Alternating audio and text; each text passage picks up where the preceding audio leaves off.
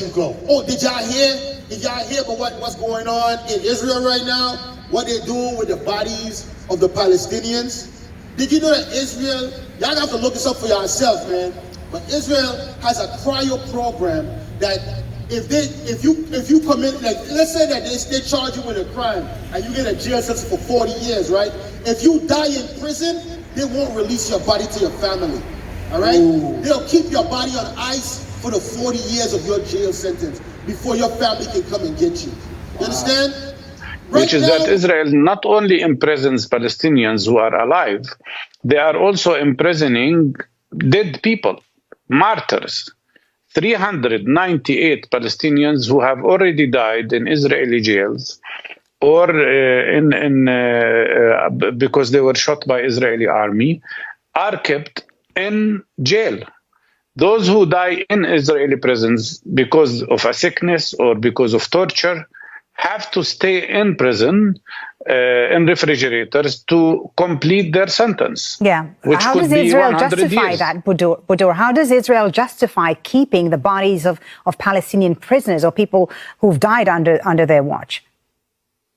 No justification. 142 of the Palestinians who were killed recently, and mostly young people, a lot of them are children, are kept in refrigerators, refusing to release them as a form of psychological torture against their families, as a form of collective punishment against their families. Right. And 256 are kept in what they call numbered cemeteries, where there is a number for each one, and they are just there. Some of them have been there for more than 40 years. Right. So it's an awful kind of practice that, of course, none of that would happen to an Israeli Jewish person.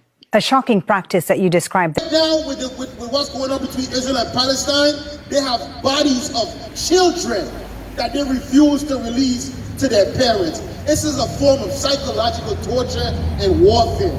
Okay, these people are not playing by the rules. They are going against every Geneva Convention, every war tribunal code, and nobody is saying nobody is doing anything. You know why? Because they have the protection of the world.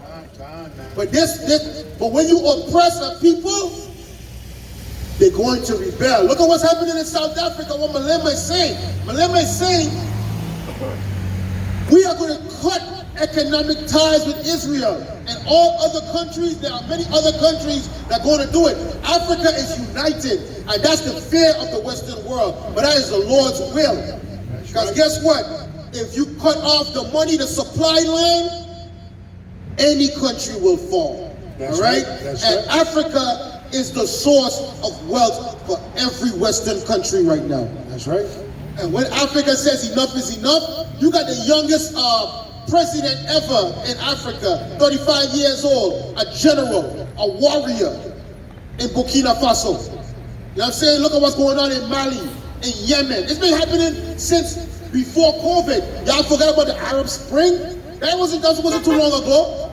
Y'all need to pay attention to what's going on in the world, man. But that's why the prophets are out here, man. Because we know the prophecies and we see it happening. The Lord has given us the wisdom, man. Because we read this Bible, man. Because we study the Lord's word.